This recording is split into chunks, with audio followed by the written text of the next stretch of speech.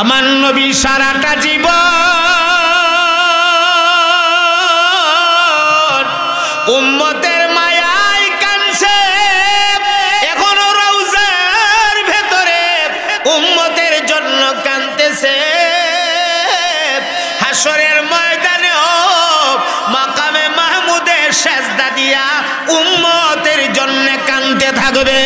আল্লাহু আকবার বলো মুসলমান। মুসলমান তাহলে যেই নবী সারা জীবন আমার লাগি কাঁদলো, যেই নবী এখনো রওজাতে আমার লাগি কান্দে, যেই নবী হাসরের মাঠেও আমার লাগি কানবে, ওনারে আপন না বানায়া অন্য কেউরে আপন বানানি এটা আমার বোকামি সারা কিছুই না। কথা কয় না, ঠিক কিনা?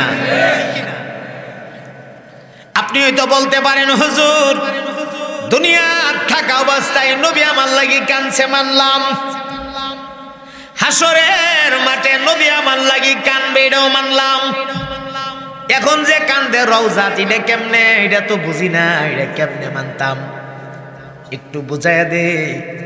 ইমানের আওয়াজে আপনারা জবাব দিবেন, আমার নবী রওজা শরীফে জিন্দা না মুর্দা? মাশাআল্লাহ। এই কথা কইতে আসতে কইলেন যে, চিল্লায় আওয়াজ দিয়ে বলেন জিন্দা না মুর্দা? আমরা যারা দেওবন্দি, আমরা যারা তাবলীগওয়ালা, আমরা যারা কওমি মাসলাকওয়ালা, আমাদেরকে টেক লাগায়া আমরা ভিন্ন ভাইয়েরা কয় এ দেওবন্দিরা নবীরে হায়াতুন নবী মানে না, দেওবন্দিরা নবীরে জিন্দা নবী মানে না। কান খুললা শুননা রাখো, আমরা দেওবন্দি, আমাদের আকীদা, আমাদের নবী রওজা শরীফে সশরীরে জিন্দা। কথা বলেন ঠিক কিনা? তাহলে তোমরা এজন্য আল্লাহ ডাক দিয়া বলেন, রে বান্দা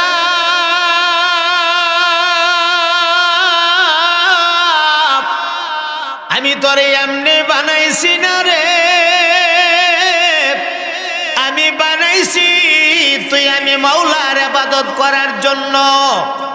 ওমা খালাকতুল জিন্না ওয়াল ইনসা ইল্লা লিয়াবুদুন। আমার ইবাদত যদি তুই করস, আমি মাওলার কাছে যদি তুই প্রিয় হয়ে যাস, আমি মাওলার জন্য যদি তুই হয়ে যাস, আমি আল্লাহ দুনিয়ার সব কিছুরে তোর অনুগত্য বানায়া দেব। আল্লাহ রাব্বুল আলামিনের কাছে প্রিয় হওয়ার জন্য, আল্লাহর কাছে পছন্দের বান্দা হওয়ার জন্য একটি গুরুত্বপূর্ণ মাস, যেই মাসটার নাম মাহে রমাদান। আল্লাহ, যেই মাসে এমন একটা রাত্র আছে গো ভাই, যেই রাত্রটা 1000 মাসের চাইতেও আল্লাহর কাছে আরো বেশি দামি। আপনাদের সুবহানাল্লাহ গুলো খুব দুর্বল, চিল্লায় বলেন সুবহানাল্লাহ, আরো জোরে বলেন সুবহানাল্লাহ। সুবহানাল্লাহর আওয়াজটা ধরে রেখেন, আওয়াজটা ছাড়েন না। আমার মুহতারাম ভাইরা, এই কথাটা বলার আগে আরেকটা গুরুত্বপূর্ণ কথা বলি। মাহে রমাদানকে 3 ভাগে বিভক্ত করা হয়েছে। আল্লাহর হাবিব ইরশাদ করেছেন, আউয়ালুহু রাহমাতুন, প্রথম 10টা দিন রহমতের, যেই 10 দিনে আমার আল্লাহ আসমান থেকে ডাইল্লা রহমত নাজিল, এবং শেষ 10টা দিন জাহান্নাম থেকে মুক্তির। এ ভাই, আল্লাহ তার অসংখ্য বান্দাদেরকে জাহান্নাম থেকে মুক্তির ঘোষণা দিয়া দেব। এই কারণে আমি মাঝে মাঝে বলি, মাহে রমাদানের মতো এত বড় বরকতময় মাসটা পাওয়ার পরেও যদি আমরা আমাদের জীবনের গুনাহ মাফ করাইতে পারি না, তাহলে আমার মতো কপাল পোড়া, আমার মতো হতভাগা আল্লাহর দুনিয়াতে আর কেউ হতে পারে না। রব্বুল আলামিন মানুষ মানুষের প্রতি কত দয়া, একটু কান লাগায়া শোনেন। এই দুনিয়াতে চোরের অভাব নাই। কত রঙের চোর আছে। একদল আছে পকেট কাইটা চুরি করে, আরেক দল আছে মানুষের হান্ডি পাতিল চুরি করে, ফাতি চোর। আরেক দল আছে মানুষের গরু বাছুর চুরি করে, গরু চোর। কথা কয় না? আবার একদল আছে মদখোর, মদ খা। আরেক দল আছে সুদখোর, সুদ খা। আরেক দল আছে ঘুষখোর, ঘুষ খা। খায় না? হ্যাঁ, কিন্তু আপনার আমার মালিক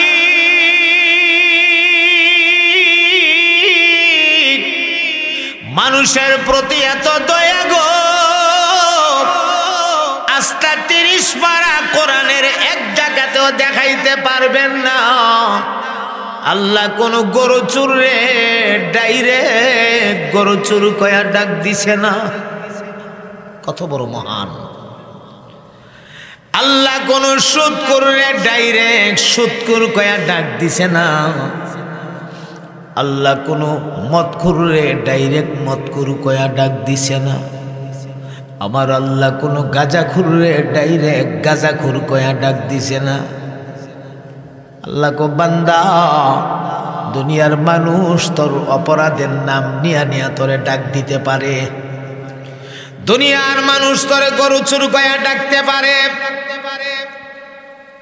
তুই সুদ খাওয়ার কারণে দুনিয়ার মানুষ তোরে সুদখোর কয়া ডাক দিতে পারে, কিন্তু আমি আল্লাহ তোরে এইভাবে ডাক দিতে পারি না। আমি কেন পারি না জানোস নি রে? আমি যে তোরারে বড় মোহাব্বত কইরা বানাইছি, আমি যে তোরারে বড় মায়া কইরা বানাইছি, আমি কেমনে তোরে সুদখোর কইয়া ডাক দেই? আমি কেমনে তোর গুনাহের নামটা লইয়া তোরে ডাক দেই? এই কারণে আল্লাহ অপরাধীরে অপরাধের নাম লইয়া ডাক না দিয়া অপরাধীরে আল্লাহ ইবাদি আমার আল্লাহ বান্দা কইয়া ওই ডাক দিছে। قل يا عبادي الذين سرفوا على أنفسهم لا تقنطوا من رحمة الله إن الله يغفر الذنوب جميعا إنه هو الغفور الرحيم। আল্লাহ ডাক দিয়া কো নবী গো,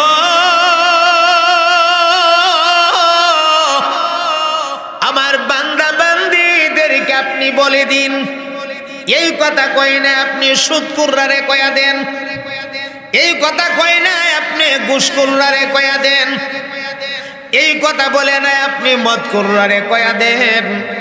আল্লাহ কো আমার বান্দা বান্দীরা আপনি বইলা দেন, আল্লাযীনা আসরাফু আলা আনফুসিহিম, তোমরা যারা নিজেদের নফসের উপর জুলুম কইরা ফেলছো, অন্যায় করতে করতে অন্যায়ের সাগরের মধ্যে হাবুডুবু খাইতেছো, লা তাকনাতু মির রাহমাতিল্লাহ, আল্লাহর রহমত থেকে তোমরা নৈরাশ হয়ে যাও না। আবার আল্লাহ আয়াতের ব্যাখ্যার ভেতরে আসছে রব্বুল আলামিনের রহমতের দুইটা হাত এইভাবে আল্লাহ পাইতা দিয়া রেখে বাড়ায়া দে। আল্লাহু আকবার বলেন। আল্লাহ হাতগুলি বাড়ায়া দিয়া দিয়া ডাকাই রে বান্দা,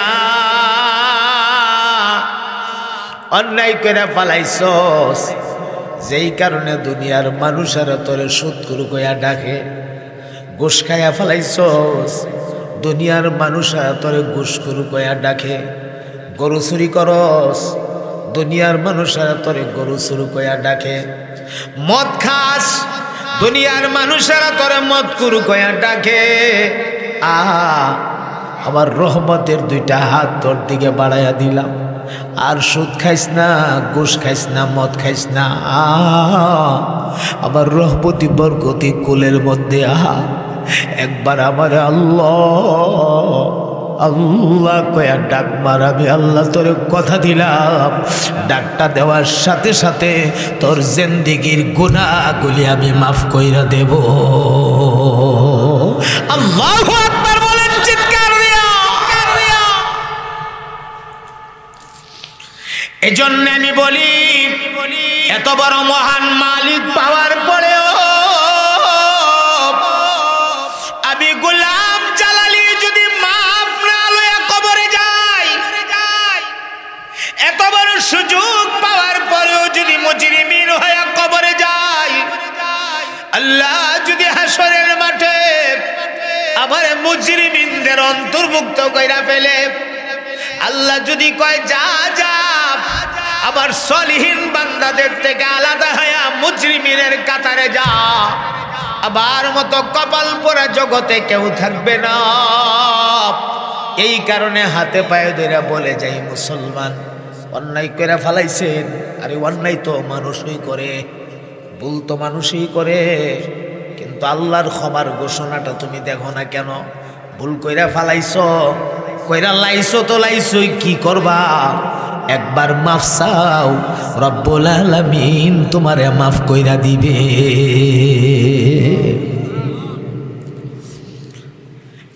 করাত কান্দির ভাইরা আমার হাতে পায়ে ধইরা বইলা দিয়া যায়, প্রেম লাগাইবেন, দুনিয়ার সাথে প্রেম লাগায়া লাভ নাই, এই দুনিয়ারে ভালোবাসা লাভ নাই। দুনিয়া এটা বড় নিষ্ঠুর একটা জায়গা, দুনিয়া কাউকে ছাড় দেয় না। কত বড় লোক, কত দাম্ভিক লোক, কত ক্ষমতাশীল মানুষ গোলারে দুনিয়া লাথি মাইরা মাইরা দুনিয়ার থেকে বাইর করে দিছে। একদিন আমারও বাইর করে দিব দুনিয়া, একদিন তোমারও দুনিয়ার থেকে বাইর করে দিব। দুনিয়া তোমারে রাখবে না, যে দুনিয়া আমারে রাখবে না, এই দুনিয়ার পাগল হওয়া এটা আমার জন্য বুকামি ছাড়া কোনো কিছুই না। কথা কয় না? তাহলে আমি প্রেম লাগাবো, আমি ভাব লাগাবো দুনিয়ার সাথে না। আমি যদি ভাব লাগান লাগে, প্রেম লাগান লাগে, আমি লাগাবো দুই জায়গায়। এক জায়গা হলেন আমার আল্লাহ, আর এক জায়গা আমার নবী মুহাম্মদুর রাসূলুল্লাহ সাল্লাল্লাহু আলাইহি ওয়াসাল্লাম। এই দুই জায়গা ছাড়া দুনিয়ায় যার সাথে তুমি প্রেম লাগাও, ভালোবাসা লাগাও, মহাব্বত লাগাও, এটা স্বার্থ, এটার ভিতরে স্বার্থ আছে। স্বার্থ ছাড়া এই দুনিয়ায় কোনো ভালোবাসা হয় না। কথা বলেন ঠিক কিনা? আপনার স্ত্রী এক বালিশে মাথা রাইখা কানে কানে কয়, স্বামী গো আপনাকে অনেক ভালোবাসি। কত ভালোবাসো? বলে আপনার জন্য জীবন দিয়া ভালামো। এত ভালোবাসো আমারে? বলে হ্যাঁ ভালোবাসবো না, আমরা বাসবো না তো কারে বাসবো? বেশি না, মাত্র 3টা দিন ঘরের বাজার সদাই দিয়েন না, দেখবেন সব ভালোবাসা জানালা দিয়া ফলাই গেছে না। কথা কয় না ঠিক কিনা? আর ভালোবাসা খুঁজতে পাইতেন না, তখন কব গোলাম আমি কি তোর করে আসলাম না খায়া থাকবার লাইগা? মহান ভালোবাসা কই গেছে? তাহলে ভালোবাসার ভিতরে স্বার্থ আছে নি না নাই? কথা কয় না কেন? স্বার্থ আছে নি? হাই হাই হাই, কারে ভালোবাসবা? এখন তুমি মইরা যাও, এখন এই মুহূর্তে মইরা যাওয়ার পরে মানুষেরা গোসল করায়া, কাফন পড়ায়া, জানাজা দিয়া কবরে নিয়ে যাবে তোমারে। কবরে শোয়া চলে আসবে। আল্লাহ, মসজিদের ইমাম সাহেব বলবে, ওরে আব্দুর রহমান, তোর আব্বা আমরারে বড় ভালোবাসতো, তোর আব্বা আমরারে বড় মহাব্বত করত। আজকে তোর আব্বা কবরে ঘুমায় গেছে, মাটি দিয়ে আইলাম, শেষ মাটি, মনটা মানতেছে না। তো একটা রাত বলা তো যায় না, রাতের বেলা কুকুর শিয়ালে নিয়ে আবার তোর আব্বার লাশটা তুইলা লইয়া যা। একটা রাত তোর আব্বার কবরটা তুই একটু পাহারাদারি কর। ছেলে তখন ডাক দিয়ে বলবেন, হুজুর আমি মাপ চাই গো, দয়া করে আমার বিপদে ফেলবেন না, আমার ভয় লাগে, আমি যে পারবো না। কাল লাগে সুদ খায়া টাকার পাহাড় বানায়া দিয়া গেলা, এ কাল লাগি ঘুষ খায়া টাকার পাহাড় বানায়া দিয়া গেলা। কার জন্য? আরেকজনের মাথাত বাড়ি দিয়া জায়গা জমিন দখল করে দিয়া গেলা। যেই বেচারা তোমার কবরটা একটা রাত পাহারা দিতে রাজি হয় না, ভয় লাগে। তাহলে ভাইরে, আপন বলতে কেউ নাই, আপন শুধু আমার আল্লাহ আর আমার নবী। চিৎকার দিয়া বলেন কথা ঠিক কিনা? আপন আপন করছে রে মন, আপন তোমার কেহ নাই। আপন আপন করছে রে মন, আপন তোমার কেহ নাই। আপন তোমার যিনি হবে শুয়ে আছেন মদিনায়। আওয়াজ দিয়া বলেন কথা ঠিক কিনা? আমার নবী সারাটা জীবন উম্মতের মায়ায় কাঁদছে, এখনো রওজার ভেতরে উম্মতের জন্য কাঁদতেছে। হাসরের ময়দানে হোক, মাকামে মাহমুদে সেজদা দিয়া উম্মতের জন্য কাঁদতে থাকবে। আল্লাহু আকবার বলো মুসলমান। মুসলমান তাহলে যেই নবী সারা জীবন আমার লাগি কাঁদলো, যেই নবী এখনো রওজাতে আমার লাগি কান্দে, যেই নবী হাসরের মাঠেও আমার লাগি কানবে, ওনারে আপন না বানায়া অন্য কেউরে আপন বানানি, এটা আমার বোকামি সারা কিছুই না। কথা কয় না, ঠিক কিনা? আপনি হয়তো বলতে পারেন, হুজুর দুনিয়া থাকা অবস্থায় নবী আমার লাগি কানছে মানলাম, হাসরের মাঠে নবী আমার লাগি কানবে এটাও মানলাম, এখন যে কান্দে রওজাত এটা কেমনে? এটা তো বুঝি না, এটা কেমনে মানতাম? একটু বুঝাইয়া দে। ইমানের আওয়াজে আপনারা জবাব দিবেন, আমার নবী রওজা শরীফে জিন্দা না মুর্দা? মাশাআল্লাহ। এই কথা কইতে আসতে কইলেন যে, চিল্লায় আওয়াজ দিয়ে বলেন জিন্দা না মুর্দা? আমরা যারা দেওবন্দি, আমরা যারা তাবলীগওয়ালা, আমরা যারা কওমি মাসলাকওয়ালা, আমাদেরকে টেক লাগায়া আমরা ভিন্ন ভাইয়েরা কয়, এ দেওবন্দিরা নবীরে হায়াতুন নবী মানে না, দেওবন্দিরা নবীরে জিন্দা নবী মানে না। কান খুললা শুননা রাখো, আমরা দেওবন্দি, আমাদের আকীদা, আমাদের নবী রওজা শরীফে সশরীরে জিন্দা। কথা বলেন ঠিক কিনা? তাহলে তোমরা কেন মিথ্যা কথা আমরা তহমত লাগাও? এই তহমত কেন লাগাও? আমরা তো কই না আমরা নবী রওজা ফচ্চা কইলা মাটির সাথে মিশা গেছে, এমন কথা তো আমরা কই না। আমরা বলি আমরা নবী রওজাতে সশরীরে জিন্দা, ঠিক কিনা? শুধু জিন্দা হই না, উম্মতের খবরাখবর প্রতি সপ্তাহে 2 বার আমার নবীর রওজা পৌঁছানো হয়। আমার খবরও যাইতেছে, আপনাদের খবরও যাইতেছে। খবরটা বালা হইলে, আপনার কাছে কোনো খবর যদি আসে, খবরটা বালা হইলে খুশি লাগে না? খবরটা যদি মন্দ যা, আহারি, আবার নবীর রওজার যদি খবর যা, আমি জালালি ঠিকভাবে সুন্নত তরিকা মাইনা চলি না, আমার নবীর তরিকা মাইনা চলি না, মন গড়া জিন্দেগি যাপন আমি করি। স্বাভাবিক কথা, নবী তো আমার উপরে খুশি হওয়ার কথা না। এই ভাবনা, এই চিন্তা যার মাথায় থাকবে, এই লোক কোনদিন আমার নবীর তরিকার বাহিরে যাবে না। কথা বলেন ঠিক কিনা? সবকিছুতে আমার নবীর তরিকা আছে। মাথার চুলটা রাখবেন, এখানেও নবীর তরিকা আছে, নাই না নাই? কথা কয় না। মাথার চুলের মধ্যে নবীর তরিকা দেওয়া আছে, কেমনে রাখবেন চুল, খানা খাইবেন কিভাবে বসবেন, কেমনে খাইবেন, নবীর তরিকা দেওয়া আছে। বাথরুমে যাবেন কেমনে ঢুকবেন, কেমনে বাইরেবেন, কেমনে বসবেন, নবীর তরিকা দেওয়া আছে। মসজিদে ঢুকবেন কেমনে ঢুকবেন, কেমনে বাইরেবেন, মসজিদে ঢুকে কি করবেন, কোন ভূমিকা নিবেন, নবীর তরিকা আছে না নাই?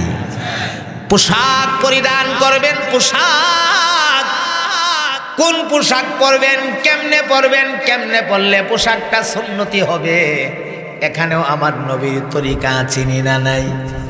আফসোসের বিষয়, আমরা সমাজের কিছু ইয়াং জেনারেশন যুবক ভাই, তোমরা গোসা কইরো না, আমার উপরে রাগ কইরো না, রাগ কইরা লাভ নাই। তোমরা সিরাফারা ফ্যান ফিনতো, তোমরা শরমও লাগে না। এক তো নবীর তরিকায় এই ফ্যান নাই, যেই ফ্যান বইরা ঠিকভাবে প্রস্রাব পায়খানা করা যায় না, ঠিকভাবে বসা যায় না, ঠিকভাবে আপনার ডিলা কলব ব্যবহার করা যায় না, পানি খরচ করা যায় না। এই পোশাক ইসলাম তো অ্যালাউ করে না। এক তো এই জাতের ফ্যানটা ওই নিষেধ, 2 নাম্বার ফিনছো তো ফিনছো, এটা আবার সিরাফারা, জিগাইলে কো ওইটা একটা ডিজিটাল মডেল। ফ্যান এমাদা সিরা রইছে, হেমাদা সিরা রইছে, উরাত বেরি রইছে, আলু বেরি রইছে, এমাদা তেনা কতলা ঝুলতাছে, তেনা এটা ঝুলতাছে নি, তেনা এমাদা ঝুলতাছে। তা আমি একদিন একটা তেনার মধ্যে টান্দা ধরছি, ধরি কিতারে বেড়া তেনা, এরপর আবার এমাদা ফারা ফারা, তোর বাপিকে তোর একটা ফ্যানও কিনা দিতে পারে না। কয় যদি তা আপনি বুঝতেন না, এটা হইলো ডিজিটাল যুগের ডিজিটাল ফ্যান, এটা ডিজিটাল যুগের ডিজিটাল ফ্যান, এটা আপনি বুঝতেন না জুর। আমি বলি তা বুঝতাম না, আমি কি এটা কিতাব একটা ডিজিটাল, তোর উড়াত দেখা যা, আলু দেখা যা, তিনি ভিন্দো রান্না ভিন্দো, তোর সমান কত বেড়া, এটা ডিজিটাল হইলো কীর্তিকা তোর বেড়া, যে কোনো পোশাক হইল, এমন পোশাক ফিন্দিনি না ফিন্দে না। আমি একটা গল্প আপনারা শোনাই, আরে আল্লাহ আপনি মাফ করে দেন, এই কয়েকটা মিনিট, এই গল্পটার ভিতরে হেদায়ত আছে, 2-1 মিনিটে গল্পটা শোনাই যায়। আমরার কালীগঞ্জ বাজারে মরহুম কারি আনোয়ারুল হক সাহেব যখন কালীগঞ্জ বাজারের ইমাম সাহেব ছিলেন, অনেক দিন আগের কথা, এটা আজ থেকে প্রায় 8-10 বছরের জীবকা, আর বেশি জীবকা। কাজী আনোয়ারুল হক সাহেব রহমতুল্লাহ আলাই, ওনার জমানাই উনি আমার খুব মহব্বত করতেন, খুব আদর করতেন। তো আমি একদিন এক শাস্টলে বসে চা খাইতেছি, তো আমরা বাজারে একটা ফাগল নিয়ে আসি, এটার নাম আছেন শেফালি, ফাগল নিয়ে মহিলারা শেফালি, এটা কেউ ডাক দয় শুনছে না, কিন্তু কারি সাবুজুর ডাক দিলে নীরব মাথাটা নোয়া যাইতো গা। কারি সাবুজুরে এত মানা মানত, কারি সাবুজুরে এলাকার সব মানুষই মানত, ফাগলও মানত, কথাটা বুঝেন নাই? এলাকার সব মানুষে মানত, সবাই সম্মান করত, ফাগলও কারি সাবুজুরে মানত। তো একদিন আমি বইয়া চা খাইতাছি রাস্তার হেফার, এমনি আটকা দেখি শেফালিরে দেখা যায়, শেফালিরে দেখলাম, দেখি শেফালি কিতা করতেছে, এইভাবে হাবলা দিয়া, এই যে কড্ডা বালু আছে না, কড্ডা বালু গরদরজা যে আপনার কিতা করে বালু আর কি, এই বালু এইভাবে খাবলা দা শেফালি লইছে। আমি কি কিতারে শেফালি বালু লইল কেরে, কি করে দেখিছেন, তো ছায়া লইছি। তো এমনি দেখি এক ফুলা, ওই যে বগি আছে না, বগি চিনেন নি, এই বগি ব্যস্ত আছে আর কি, তাই বুঝি বগি লইব, তাই আপ্পাদার নয়া বগি বাচ্চা যে ফাল্লার দিতেছে, আর ফ্যান তো ফিনছে যে এটা করে একবারে শেষ বর্ডারও নিয়া, সেন্টারও শেষ সেন্টারও লাগিয়ে রয়েছে ব্যান্ডারি কোনো রমে। আপ্পা যখন দিছে তখন ফিসে দা জানালা হইলে গেছে কেনা, শেফালি বালুটা খাবলাটা ধরে নিয়া হের জানালার ভিতরে ছেড়ে দিছে, ছেড়ে দিছে বললা হে তো বাপরে কই ওটা ফাল দেখা রইছে, ফাল দেখা রইছে ফিসে তো ছেড়ে দেয় শেফালি, টেডারে কই একা রয়ে দেয় শেফালি। অহন কি শেফালিরে কিচ্ছু করা সম্ভব? পাগল ব্যবস্থা করুন যা, অনেক লজ্জা ভাই আয়ার থেকে আস্তে আস্তে মাথাটা নয় উঠে গেছে গা। আমি মনে মনে কি বাপরে বাপ, শেফালি তো বালু দিছে, যদি সোফার গুলো আড়া দিয়ে দিত তাইলে কোন লাইনে গেল, ঘটনা কোন হান্দা গিয়ে খারাইল। আমি বয়া বয়া ভাবতাছি, আরে বাপরে বাপ, একটা পাগলও বুঝে এই কাপড়টা ঠিক না, আর একটা সুস্থ মানুষ হয়ে বুঝে না যে আমি নইলে ফিসেদা মার্কেট খুললা জায়গা, তো এটা কোন জাতের পোশাক হইল, কথা কনা। এই জন্য যুবক ভাইরা আগেই পেয়েছি, তোমরা আমার উপরে রাগ করো না, তোমরা গুসা করো না। শরীরের যে টাকসারটা, অর্থাৎ তোমার কোমর থেকে নিয়ে নিচ পর্যন্ত তোমার বডির এই যে অবস্থাটা, এই হালতটা, এটা তো পুরাটাই বোঝা যায়, তুমি কুদ্দুর মোড়া কুদ্দুর সিহন, তোমার কোনহানো মাংস আছে কোনহানো মাংস নাই, কোনহানো কিতা আছে দরজা জানালা সকল তুই বোঝা যা, বোঝা না যাবার কিচ্ছু নাই। তো যেই কাপড় ফিনলে ভরে আমার সব তো বোঝা হয়ে যা, তুই এটারে কোনো পোশাক কর, তুই এটা ফিনদ না ফিনদ আমার কত কষ্ট নিয়েন না জোয়ান ভাইয়েরা, এই পোশাক ফিনবেন না, ঢিলে ডালে কাপড় পরবেন। আপনি পরনের কাপড়টা কি রাখবেন? ঢিলে ডালে কাপড়, ঢিলে ডালে, হ্যাঁ লুজ কাপড়, এত টাইট করে কাপড় পরেন না, এই কাপড় ইসলাম এলাও করে না। তাহলে পোশাকের মধ্যেও আমার নবীর সুন্নত আসেনি না নাই? আল্লাহ, অনেক দূরে লয়ে গেলাম গা কথাটা আপনাদেরকে নিয়ে। যে কথা বলছিলাম, আমার নবী এখনো রওজায় কান্দে, এটা কেমনে বুঝতাম? তো এটা বুঝতাম যে আমার নবী রওজায় এখনো সশরীরে জিন্দা, ঠিক কিনা? এটার একটা বাস্তব উদাহরণ আপনাদেরকে শোনাইয়া দিই। আমার মহতারাম ভাইরা, আওলাদ রাসূল, কান লাগান, দিলটা নরম করে দেন। আমার নবীর ইজ্জত আর সম্মানের কথা শুননা দেখেন কলিজাটানি নরম হয়। মদিনাওয়ালা রেশকনি কলজার ভিতরে একটু ঢুকে, যদি ঢুকে আল্লাহ কবুল করলে আপনাকে মদিনায় নিয়ে যাইতে পারে। আওলাদুর রাসূল হুসাইন আহমদ মাদানী রহমতুল্লাহি আলাইহি নবী পাকের রওজা শরীফের দরজা সমূহের মধ্য থেকে একটা দরজার নাম আছে বাবে রহমত। ঠিক বললাম কিনা হাজী সাহেব? আরো হাজী সাহেব এখানে আছে অবশ্যই। বাবে রহমত নামে একটা দরজা আছে। ওই বাবে রহমতের মধ্যে বৈশা বৈশা হুসাইন আহমদ মাদানী 18টা বছর হাদিসের সবচেয়ে বড় কিতাব বুখারী শরীফের দরজ দিছে। সুবহানাল্লাহ, তাও কত বড় মুহাদ্দিস। রাতের বেলা যদি ঘুমায়া যাইতো গো, হাদিসের কোন জায়গায় ব্যাখ্যায় ভুল হয়ে গেলে স্বপ্ন যুগে তাকায়া দেখতো। আবার নবী আয়েশার সামনে দাঁড়ায়া দাঁড়ায়া বলতো, এ হুসাইন আহমদ, এই জায়গার ব্যাখ্যা এইভাবে হবে না, বরং ওইভাবে হবে। আল্লাহু আকবার বলো, আল্লাহু আকবার বলো, আল্লাহু আকবার বলো চিৎকার দিয়া। আমার নবীরে দেখছে, মুহূর্তে মুহূর্তে দেখছে, স্বপ্নে দেখছে, কতবার দেখছে, কয়বার দেখছে, কোনো হিসাব নাই। আওলাদে রাসূল হুসাইন আহমদ মাদানী জীবনটা কত ধন্য, যেই মানুষটা আমার নবীরে স্বপ্ন যুগে একবার দেখলো। ভাইরে, আপনারা করাতকান্দির মানুষ, আপনাদের কাছে একটু জানতে চাই, আপনারা নবীরে স্বপ্ন যুগে দেখতে মনে চায়নি না চায় না? মন থেকে কইেন, নবীরে দেখবার মনে চায়? আমি একটা টিপস দেয়া যাই, নবীরে দেখে লাইবেন ইনশাআল্লাহ। মাত্র 40টা দিন জামাতে তাকবীরে উলার সঙ্গে নামাজ পড়বেন। 40টা দিন। তাকবীরে উলাটা কি আপনাদেরকে কিতাবের ভাষায় বুঝাইলে বুঝবেন না, আমি সরল ভাষায় বুঝাইয়া দিয়া যাই। ইমাম সাহেব যখন আল্লাহু আকবার বলে, আপনি ইমামের সাথে সাথে আল্লাহু আকবার বলে নিয়ত করবেন। ইমাম সাহেব সূরা ফাতিহা শুরু করার আগে আগে আপনি সানা পড়বেন। সানা, সানা বুঝেন তো? সানা সুবহানাকা আল্লাহুম্মা, যেটা এটা পড়বেন। এরপরে ইমাম সাহেবের পেছনে নামাজ আদায় করবেন।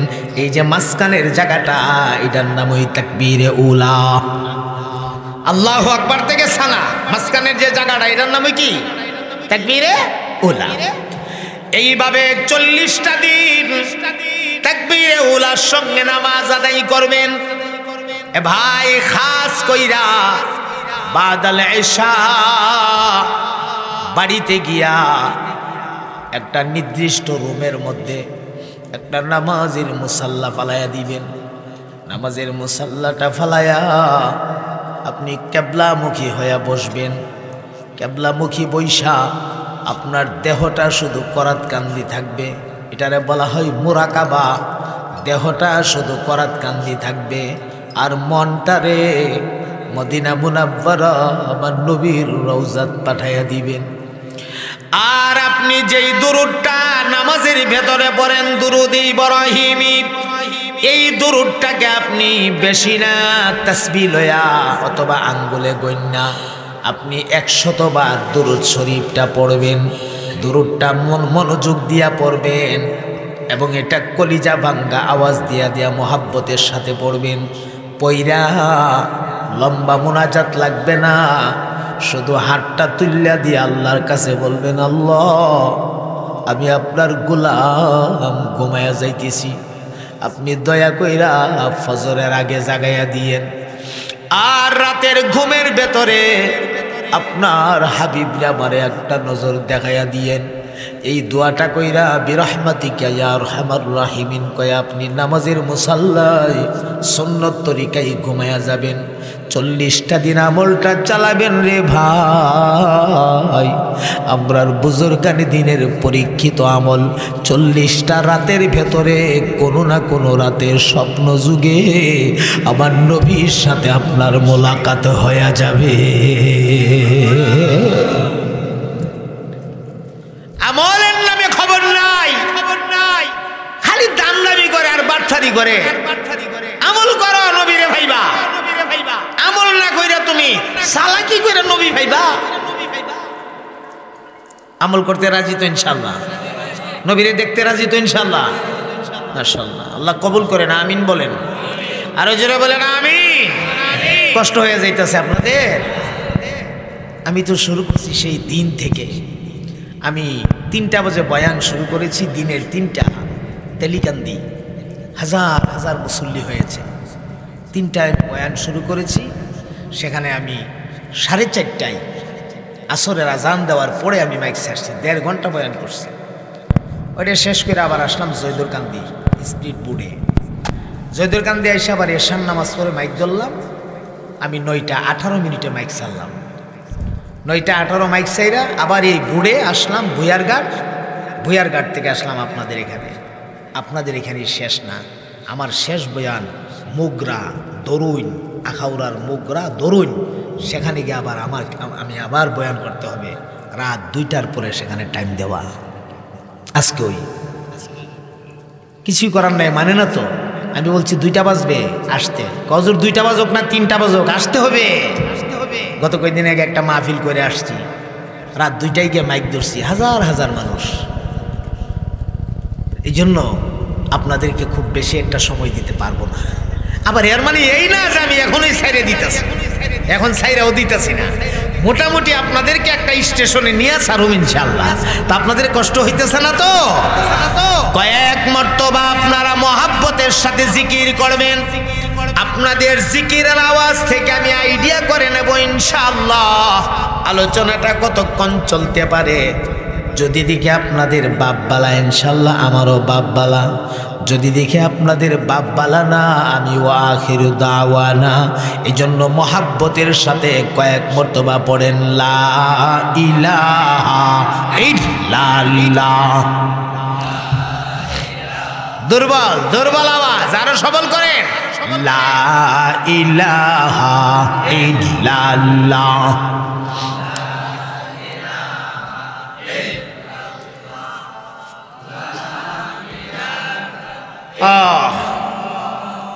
লা ইলাহা ইল্লাল্লাহ।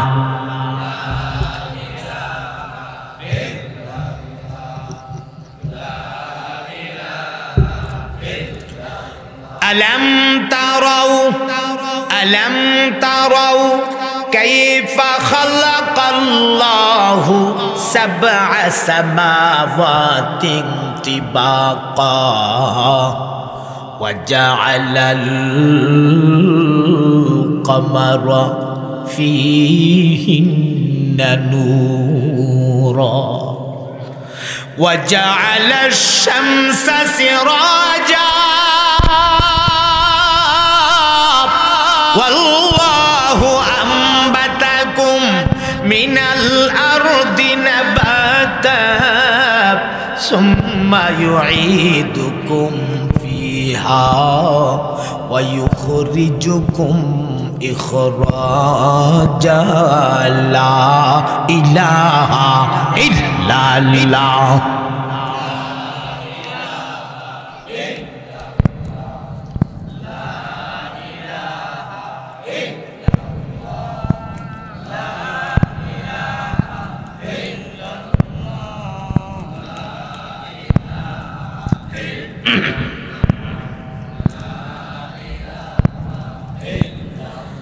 আফালা ইয়ানজুরুনা ইলাল ইবিলি কাইফা খুলিকাত ওয়া ইলাস সামাই কাইফা রুফিআত ওয়া ইলাল জিবালি কাইফা নুসিবাত ওয়া ইলাল আরদি কাইফা সুতিহাত ফাযাক্কির ইন্নামা আনতা মুযাক্কির লাস্তা আলাইহিম বিমুসাইতির ইল্লা মান তাওয়াল্লা ওয়া কাফার ফায়ুআযিবুহুল্লাহুল আযাবাল আকবার লা ইলাহা ইল্লাল্লাহ। মাশাআল্লাহ, মোহাব্বতে পড়ে লা ইলাহা ইল্লাল্লাহ।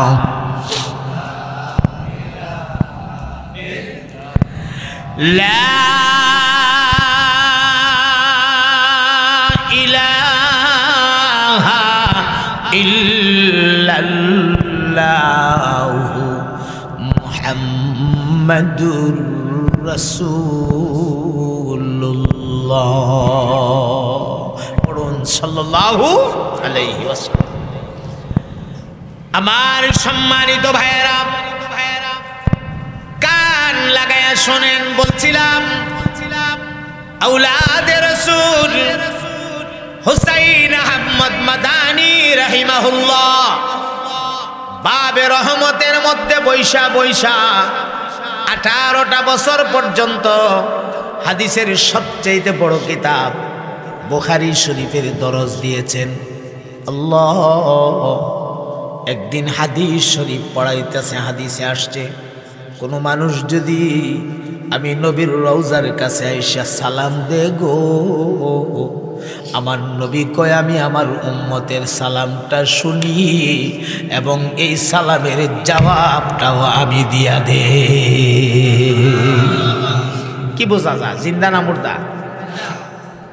আরো শুনেন, এই হাদিস আসার সাথে সাথে সাহাবীরা এশকাল করলেন, ছাত্ররা এশকাল করলেন। ছাত্ররা ক্লাসের মধ্যে ছাত্ররা উস্তাদরে এশকাল করে। হুসাইন আহমদ মাদানীর ছাত্ররা এশকাল করলেন, হুজুর হাদিসের ইবারতের ভঙ্গিতে তো বোঝা যায় রাসূল পাক রওজা শরীফে সশরীরে জিন্দা। যেহেতু উত্তর দেন তত্ত্বনি তো জিন্দা, জিন্দা না থাকলে তো উত্তর দেওয়ার কথা না। আওলাদ রাসূল কয় হা হা, নবী রওজাতে সশরীরে জিন্দা। ছাত্ররা বড় কঠিন এক প্রস্তাব কইরা বসলেন, ওগো আওলাদ রাসূল, আমরা যে মনটা চাইতাছে একটা নজর নবীর রওজার ভেতরে দেখার জন্য। কত কঠিন প্রস্তাব! আপনি তো মুস্তাজাবুদ দাওয়াত, আল্লাহর কাছে একটু দোয়া করে দেন না, আল্লাহ যেন আমরা এক নজর দেখার ব্যবস্থা কইরা দে।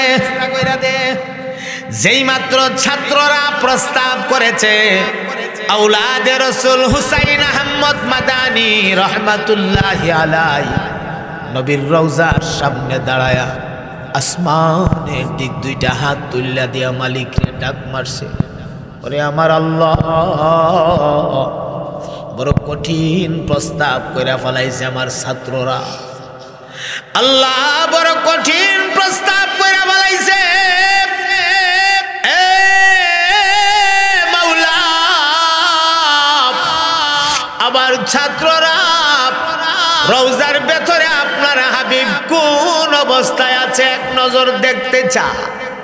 আল্লাহ গো, আপনি দয়া কইরা রওজা শরীফের মাটিটা পাঠায়া দেন না, আমার ছাত্ররা যেন আপনার হাবিবের এক নজর দেখতে পারে। আমার ভাই গো, আওলাদে রাসূলের মুনাজাত কবুল হয়ে গেছে। এমনি তাকায়া দেখে আমার নবী পাকের রওজা মোবারকের মাটিটা ফাইটা আমার নবীর রওজা মোবারকটা দুই দিকে দুইটা খণ্ড হয়ে গেছে। আল্লাহু আকবার বলুন। এমনি হুসাইন আহমদ মাদানি ডাক দিয়া কয়, এ ছাত্ররা তোমরা তাকায়া দেখো নবীর রওজার মাটি পাইটা দুই ভাগ হয়ে গেছে। তাকায়া দেখো কলিজা বইরা নবীরে দেইখা পালাও। আওলাদে রাসূলের ছাত্ররা বলেন, আমরা রওজার ভেতরে নবীরে লক্ষ্য করে দেখছি নবীর সাজদা দিয়া পইরা উম্মতের জন্য রওজার ভেতরে কাঁদতেছে। আমরা নিজের চোখে দেখছি নবী উম্মতের ফিকিরে সাজদাত পইরা পইরা কাঁদতেছে। রওজার মাটি স্বাভাবিক হয়ে গেছে। আমার ভাইয়েরা, এই কারণে বলছি যেই নবী সারাটা জীবন আমার জন্য কাঁদলো, এখনো রওজার ভেতরে আমার জন্য কাঁদতেছে, হাসরের মাঠেও আমার লাগি নবী কাঁদবে। আল্লাহুম্মা উম্মতি কয়া কয়া কাঁদবে। তাইলে আমি নবীর প্রেমে পাগল হব না, নবীর মহাব্বতে পাগল হব না, নবীর এশকে পাগল হব না তো কার এশকে পাগল হব? আমি নবীর কথা মানব না তো কার কথা মানব?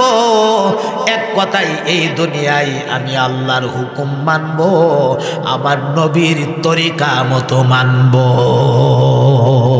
কথা বলেন ঠিক কিনা? এর বাহিরে আর কোনো কথা নাই, সাফ কথা। আল্লাহর হুকুম আমি মানব, হুকুম মানব আল্লাহর, তরিকা মানব আমার নবীর। আমার নবীর তরিকা ছাড়া ভিন্ন কোনো তরিকা আমি মানতে রাজি না। ঠিক কিনা? যদি মানতে পারি ইনশাআল্লাহ আমাদের ইহকাল এবং পরকাল দুটোটা জাহান সফল হয়ে যাবে।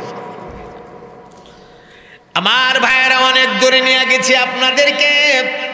কথা বলছিলাম মাহে রমাদান 3 ভাগে ভাগ করছেন। আল্লাহর নবী বলছেন প্রথম অংশ আউয়ালুহু রাহমাতুন ওয়া আওসাতুহু মাগফিরাতুন ওয়া আখিরুহু ইতকু মিনান নার। আমার ভাই, এই মাস তো এমন এক মাস, শাহরু রমাদান আল্লাযী উনজিলা ফীহিল কুরআন।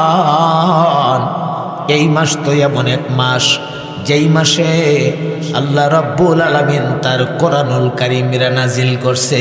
চিৎকার দিয়া কন্যা সুবহানাল্লাহ।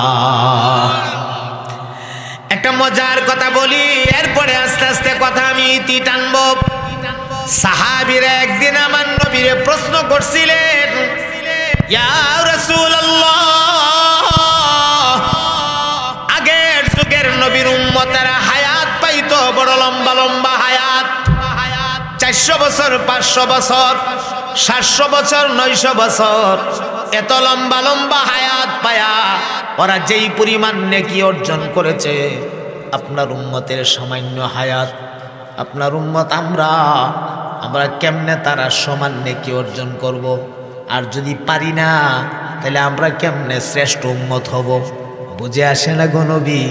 আল্লাহর সাথে সাথে জিবরাইলকে ডাক দিয়া কো, যারে জিবরাইল যা আমার বন্ধুর কানে গিয়ে একটা সংবাদ পৌঁছায়া দে। ইন্না আনজালনাহু ফি লাইলাতিল কদর ওয়া মা আদরাকা মা লাইলাতুল কদর। লাইলাতুল কদরি খায়রুম মিন আলফি শাহর তানাজ্জালুল মালাইকাতু ওয়ার রূহু ফিহা বিইذনি রাব্বিহিম মিন কুল্লি আমরিন সালাম সালামুন হিয়া হাত্তা মাতলাইল ফজর। ঈমানের আওয়াজে একসাথে বলে দিন আল্লাহু আকবার। জিব্রাইল নবীর কানে আয়েশা আওয়াজ দিয়া দিলেন, আসসালামু আলাইকা ইয়া রাসূলুল্লাহ, আসসালামু আলাইকা ইয়া হাবিবাল্লাহ, ইন্না আনজালনাহু ফি লাইলাতিল কদর। নবী গো, আল্লাহ কোরআনুল কারীমে লাইলাতুল কদর নাযিল করছে। ওয়ামা আদরাকা মা লাইলাতুল কদর, আপনি কি জানেন লাইলাতুল কদর এটা কি জিনিস? আল্লাহ নিজে আবার জবাব দিয়া দিয়েছেন, লাইলাতুল কদরি খায়রুম মিন আলফি শাহর। লাইলাতুল কদর এটা এমন একটা রাত, যেই একটা রাত 1000 মাসের চাইতেও আল্লাহর কাছে আরো বেশি দামি। সুবহানাল্লাহ, এর মানে 1000 মাসে 83 বছর 4 মাস হয়। বনি ইসরাইলের নবীদের উম্মতেরা যারা লম্বা লম্বা হায়াত পাইতো, এরা 83 বছর 4 মাস ইবাদত কইরা যেই নেকি পাইতো, আল্লাহ আপনার উম্মতরে এক রাতে সমান নেকি দান করবে। আবার শুধু সমান না, এখানে একটা মজার কথা আছে, লাইলাতুল কদরি খায়রুম মিন আলফি শাহর। লাইলাতুল কদর 1000 মাসের চাইতে আরো খায়ের, আরো উত্তম। 1000 মাসে হয় 83 বছর 4 মাস। আল্লাহ যে বলছেন আরো খায়ের, আরো উত্তম, এই উত্তমটা যে কত এটা দুনিয়ার কেউ জানে না। এই উত্তমের ব্যাখ্যা জানে একমাত্র আল্লাহ। সুবহানাল্লাহ। এই রাত আমরা সামনে আসতেছি ইনশাআল্লাহ, মাসও আসতেছে, এই মাসে লাইলাতুল কদরও আসতেছে। এখন থেকে আমরা মাহে রমাদানের জন্য প্রস্তুতি গ্রহণ করা লাগবে। একবারই তো বললাম রে ভাই, রমজান মাসের মতো মাস পাওয়ার পরেও যদি আমরা জীবনের গুনাহ মাফ করাইতে পারি না, আমরার মতো কপাল পোড়া জগতে আর কেউ হতে পারে না। আমার ভাই, আর আপনাদেরকে কষ্ট দেই না। হ্যাঁ, যেটুকুন আলোচনা করছি আমি জানি, আমি কথা বললে আপনারা ধৈর্য সহকারে বসে শুনবেন। সারা রাত মাহফিল হলো, ফজরের নামাজ হলো না, এই মাহফিলের অর্থ নাই। শেষ দিকে অনুরোধ করব, শুধু দোয়াটা কইরা যাবেন, দোয়াটা না কইরা কেউ যাবেন না, দোয়া কইরা যাবেন ভাইরে। আর যখনই ওয়াজ মাহফিলে যাবেন একটু মন দিয়ে ওয়াজগুলো শোনার চেষ্টা করবেন। প্রতিটা ওয়াজের ভিতরে অনেক নসিহত থাকে, ওলামাদের ওয়াজে অনেক হেদায়তমূলক কথা থাকে। এই কথাগুলি মন দিয়ে শুনবেন এবং কাজে লাগাবার চেষ্টা করবেন। আর এখন তো আজকাল আসলে বলতে গেলেও, আল্লাহ যদি মাফ করে, আমরা যে ওয়াজ করি, আমরা তো কি বলি, আমরা নিজেরার কথা নিজেরাই বুঝি না। এমন স্পিডে, এমন আপনার গরম, হ্যাঁ হুজুরে মাই হাঙ্গামা শুরু করে দেখো, বাপরে বাপ, হুজুর ওয়াজ হুজুর নিজে বুঝতেও কষ্ট হয়ে যায়। আপনি বুঝতেন কেমনে? ওয়াজ হতে হবে একটা ক্লাসের মতো। বলেন কিসের মতো? ক্লাসের মতো। আমার প্রতিটা কথা যেন আপনি বুঝতে পারেন, আমি যেন আমার কথাটা নিজে প্রথমে বুঝতে পারি, এরপরে আপনি যেন সবগুলি কথা বুঝতে পারেন। এভাবে যদি ওয়াজটা হয়, তাহলে এই ওয়াজটার মধ্যে বরকত পাওয়া যায়, এই ওয়াজটা বাড়ি পর্যন্ত নেওয়া যায়, এই ওয়াজটার মাধ্যমে অনেক ফায়দা হাসিল করা যায়। আমি জানি না আপনারা কে কতটুকু মনোযোগ দিয়ে কথাগুলো শুনছেন। মাগরিব থেকে নিয়ে এখন রাত প্রায় 11:30টার উপরে অনেক ওয়াজ আপনারা শুনছেন। কদ্দুর ধৈর্য রাখছেন মনের ভিতরে আমার জানা নাই। যে যেই কথাগুলো ধৈর্য রাখছেন, এই কথাগুলা কর্মজীবনে কাজে লাগাবার চেষ্টা করবেন। আর আমার ওয়াজের মূল কথাটা আপনাদের যেখানে দিয়ে দেই, মূল কথাটা হইল, দুনিয়ার এশকে পাগল হইও না, দুনিয়ার মহাব্বতে পাগল হইও না।